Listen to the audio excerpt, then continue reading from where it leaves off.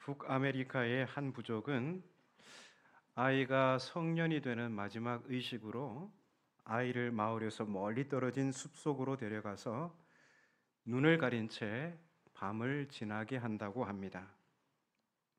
눈 가리개를 한 아이는 아침 햇살이 비칠 때까지 그것을 벗으면 안 됩니다. 아이는 밤새 매서운 바람 소리와 짐승의 울음소리를 들으며 공포감을 견뎌야 합니다. 그렇게 밤을 이겨낸 아이는 이제 진정한 성인으로 인정받게 됩니다. 그런데 아침에 눈가리개를 벗었을 때 아이가 가장 먼저 보게 되는 것은 그의 아버지입니다.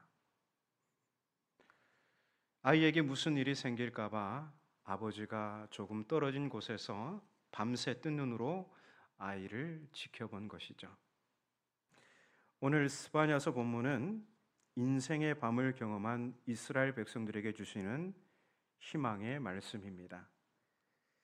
그들이 경험한 인생의 밤은 여호와의 큰 날, 스바냐서 앞쪽에 보면 여호와의 큰 날, 그리고 여호와의 분노의 날 이렇게 표현이 되는데요.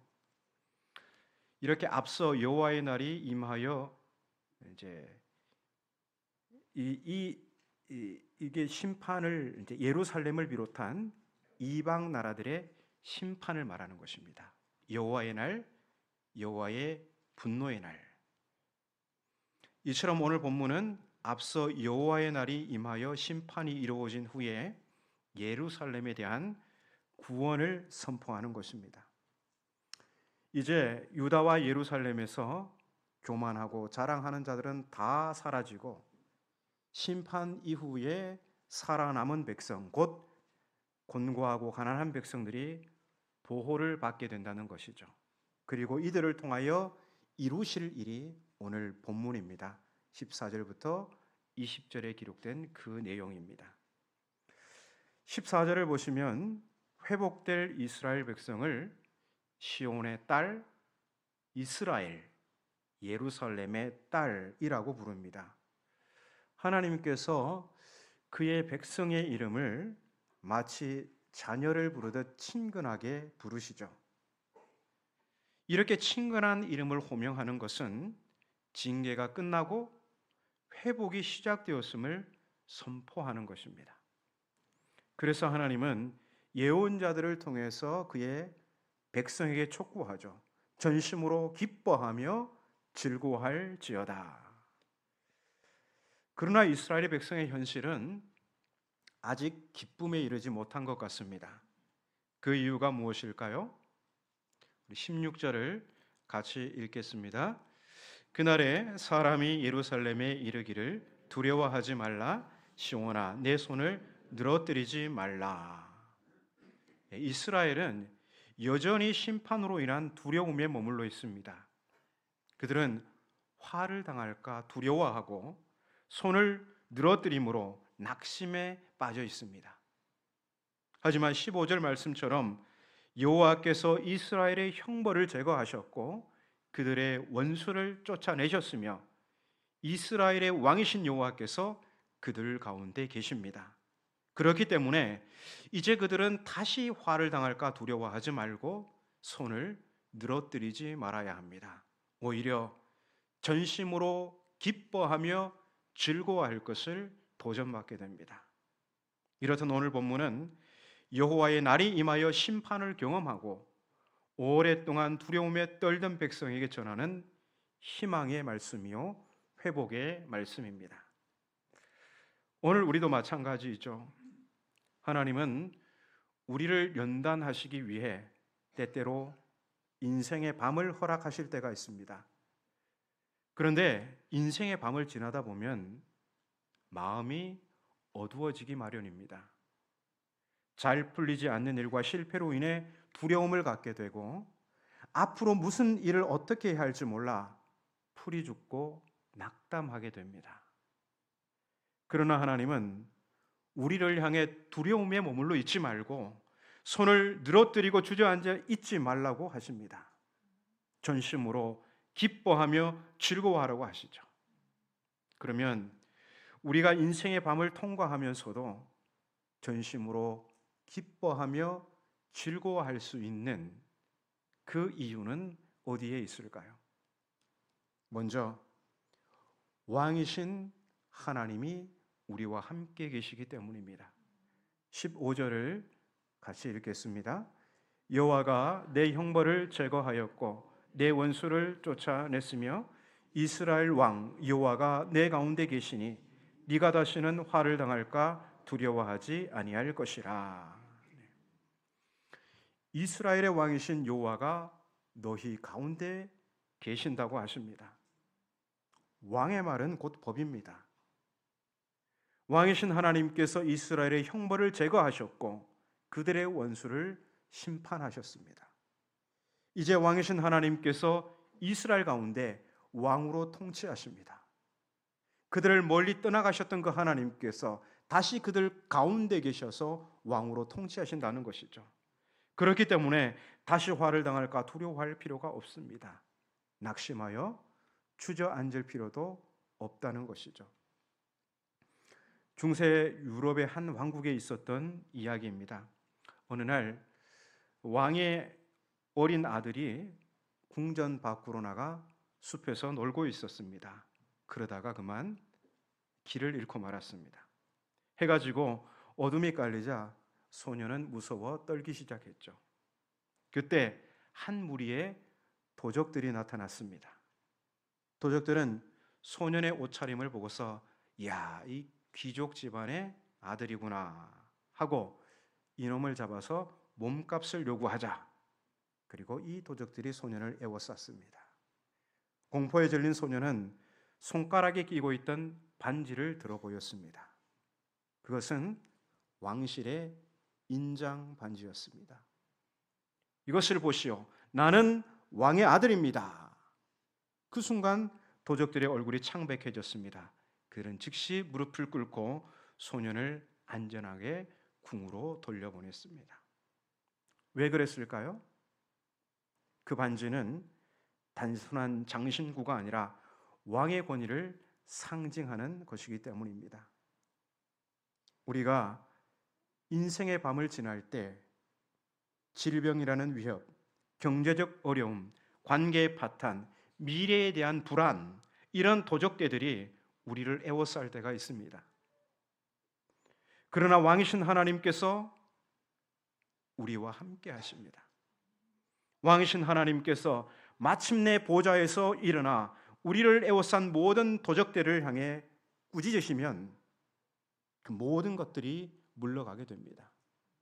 그러므로 우리는 두려워할 필요도 손을 늘어뜨리고 낙심할 이유도 없습니다. 오히려 왕이신 하나님으로 인해 그분의 통치로 인해 전심으로 기뻐하며 즐거워할 수 있는 것입니다. 다음으로 우리가 인생의 밤을 지나면서도 기뻐하며 즐거워할 수 있는 것은 구원의 하나님이 우리와 함께 계시기 때문입니다. 본문 17절 상반절을 같이 읽겠습니다. 너의 하나님 여호와가 너의 가운데에 계시니 그는 구원을 베푸실 전능자이시라. 아멘. 예언자 스바냐는 이스라엘이 하나님의 징벌을 받아 인생의 깊은 밤을 지나고 있지만 이제 이 형벌이 끝났고 구원을 베푸실 전능자께서 그들과 함께 하신다고 합니다. 하나님은 죽음에서 그의 백성을 구원하실 뿐만 아니라 매 순간 위기에서 절망의 상황에서 우리를 건지시는 구원자이십니다. 19세기 스코틀랜드의 어느 외딴 섬에 등대 하나가 있었습니다. 등대지기에게는 7살짜리 아들이 있었는데 어느 날 아이가 이 바닷가 절벽 근처에서 놀다가 그만 발을 헛디뎌 바다로 떨어지고 말았습니다. 아이는 물살에 휩쓸려 점점 먼 곳으로 떠내려갔습니다. 아이의 비명소리를 들은 아버지는 그 순간 달려나가서 주저없이 거친 파도 속으로 뛰어듭니다. 아버지는 강한 물살과 싸우며 아들에게 다가갔습니다. 한 번, 두 번의 파도가 그를 집어 삼켰지만 그는 포기하지 않았습니다. 마침내 아들의 손을 붙잡았을 때 아버지의 힘은 거의 바닥에 나 있었습니다. 그러나 아버지는 마지막 힘을 다해 아들을 가슴에 끌어안고 해변으로 헤엄쳐 돌아왔습니다. 해변에 도착했을 때 아버지는 완전히 탈진해 쓰러졌습니다. 온 몸이 상처투성이었고 입술은 파래져 있었습니다. 하지만 아들은 무사했습니다. 아버지는 아들을 꼭 안으며 떨리는 목소리로 말했습니다. 아들아, 괜찮니? 어디 다친 데는 없니? 정작 자신은 몸을 가누지 못하면서도 아버지의 관심은 오직 아들의 안전뿐이었습니다. 그날 밤 아버지는 고열에 시달리면서도 아들의 그 침대를 끝까지 떠나지 않았습니다. 예수 그리스도 안에서 우리를 구원하신 하나님은 어떤 분이십니까? 우리 하나님은 단 한 번 우리를 건져내시고 멀리 떨어져 그냥 관망하는 분이 아니십니다. 우리를 죄의 파도에서 건져 주셨던 것처럼 지금도 매 순간 위기마다 우리와 함께 하시며 우리를 구원하십니다. 그러므로 인생의 밤을 지날 때 절망할 필요가 없습니다. 손을 늘어뜨리고 낙심할 이유도 없습니다.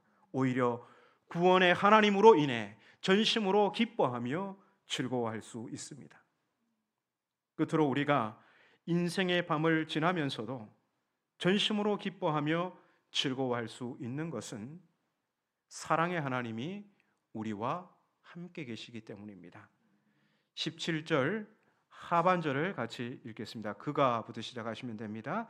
그가 너로 말미암아 기쁨을 이기지 못하시며 너를 잠잠히 사랑하시며 너로 말미암아 즐거이 부르며 기뻐하시리라. 아멘.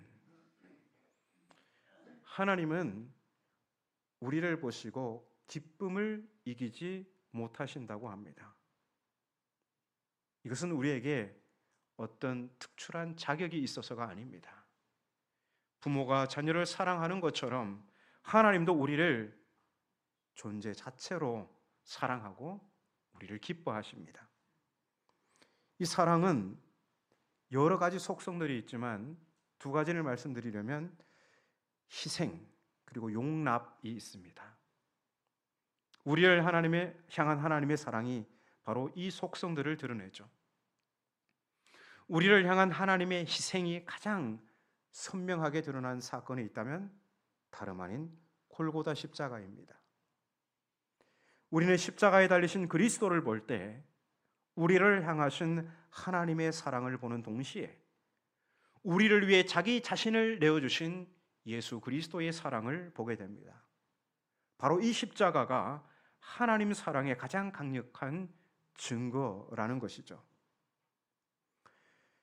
1840년 벨기에에서 태어나 33살의 나이에 자원하여 하와이에 있는 몰로카이 섬에 들어가 한센병 환자들을 위해 평생을 헌신한 다미안 신부라는 분이 계셨습니다. 당시 그곳은 저주의 섬이라 불리며 사회로부터 완전히 격리된 한센병 환자들의 유배지였습니다. 그곳은 법도 질서도 희망도 없는 생지옥과도 같은 곳이었죠. 모두가 버린 그 땅에 자원하여 들어간 다미안 신부는 환자들과 똑같이 먹고 자며 그들의 상처를 닦아주고 예배를 인도했습니다. 처음 주민들은 당신이 우리를 고통을 아느냐? 당신이 우리 고통을 아느냐? 마음을 굳게 닫았습니다.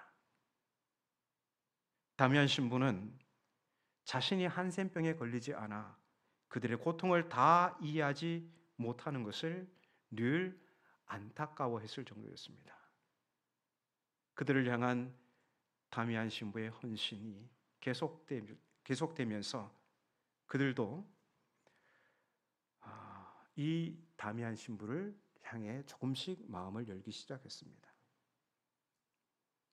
수년이 흐른 어느 날 신부님이 뜨거운 물에 발을 데웠는데 그때 감각이 없음을 깨달았습니다. 그에게도 한센병이 전염된 것입니다. 다음 주일 미사 강단에 선 그는 떨리는 목소리로 이렇게 말했습니다. 나의 형제 여러분, 나의 벗이여. 모든 신자들은 그 순간 자신들을 형제라 벗이라 부르는 이 신부님에게서 자신들을 위해 자기 생명을 내어주신 그리스도의 희생과 그리스도의 사랑을 보게 된 것입니다. 이처럼 하나님은 우리가 가장 추하고 절망적인 모습일 때, 로마서 5장 8절의 표현대로라면 우리가 아직 죄인 되었을 때에 그런 우리를 위해 독생자를 내어주심으로써 하나님께서 죄로 인해 버려진 우리를 이처럼 사랑하신다는 것을 확실히 보여주셨습니다. 바로 이 측량할 수 없는 하나님의 사랑 때문에 우리는 인생의 밤을 통과하면서도 전심으로 기뻐하며 즐거워할 수 있는 것입니다. 또한 하나님은 우리가 하나님의 은혜를 저버리고 마치 집 나간 둘째 아들처럼 제 고집대로 살다가 뉘우치고 돌아오면 우리를 품에 안으시고 용납하시는 사랑의 하나님이십니다. 때때로 우리는 하나님과 동행하는 신앙의 삶이 우리의 자유를 억제하고 무거운 짐처럼 느껴질 때가 있습니다. 신앙생활을 하는 게 왜 이렇게 힘들까? 왜 이렇게 무언가 매여 있는 그런 기분일까? 그래서 하나님을 떠나 더 나은 삶을 찾아 헤맬 때가 있습니다. 하지만 하나님의 사랑과 보호를 받지 못하는 삶은 결코 우리에게 자유와 더 나은 삶을 가져다 주지 않습니다. 집 나간 둘째 아들이 아버지의 유산을 다 탕진했을 때 그렇게 좋다고 찾아오던 친구들이 하나같이 다 떠나갔듯이 세상은 우리가 쓸모없다 여길 때 가차없이 버립니다. 하지만 우리로부터 외면당하신 하나님은 그런 우리가 두려워하며 고개를 들지 못한 채 돌아올 때 아무런 책망도 않으시고 버선발로 뛰어나와 그 품에 따듯이 맞아주십니다. 제2차 세계대전 직후 독일 한 작은 마을에서 벌어진 실화입니다. 이 전쟁과 한스라는 소녀는 너무나 굶주린 나머지 매일 빵집 앞을 서성이고 있었습니다. 하루는 도저히 이 유혹을 이기지 못하고 배고픔을 견디지 못하고 진열대에 빵 하나를 훔쳐 달아나다가 빵집 주인에게 붙잡혔습니다. 마을 사람들은 소년을 향해 손가락질하며 경찰에 넘기라고 소리쳤습니다. 소년은 잔뜩 겁에 질려 떨고 있었고 빵집 주인은 조용히 소년의 손을 잡고 빵집 안으로 데리고 들어갔습니다. 주인은 진열대에서 가장 크고 따뜻한 빵 하나를 더 꺼내서 소년에게 건네며 말했습니다. 네가 배가 많이 고팠구나. 이 빵은 너에게 주는 선물이다. 다음부터는 그냥 달라고 하렴. 소년은 영문도 모른 채 빵을 품에 안고 울음을 터뜨렸습니다. 그 빵집 주인은 단순히 소년의 죄를 눈감아 준 것이 아니라 마을 사람들이 모두 비난하는 그 순간 소년의 연약함과 필요를 깊이 용납하고 따뜻한 사랑으로 감싸 안았습니다. 소년은 그날 이후 다시는 도둑질을 하지 않았고 훗날 훌륭한 제빵사가 되어서 자신처럼 어려운 아이들을 섬기며 살게 되었습니다. 이처럼 우리 하나님은 우리가 죄로 인해 비난받아 마땅한 순간에도 우리가 뉘우치고 하나님 앞에 돌아올 때 아무것도 묻지 않으시고 용납하는 분이십니다. 세상은 우리의 실수와 허물을 보고 가차없이 정죄하지만 하나님은 우리의 부족함까지도 품에 안으시고 새 삶의 기회를 주십니다. 바로 이 하나님의 사랑 때문에 우리는 인생의 밤을 지나면서도 화를 당할까 두려워할 필요도, 낙심하여 주저앉을 필요도 없습니다. 오히려 전심으로 기뻐하며 즐거워할 수 있는 것입니다.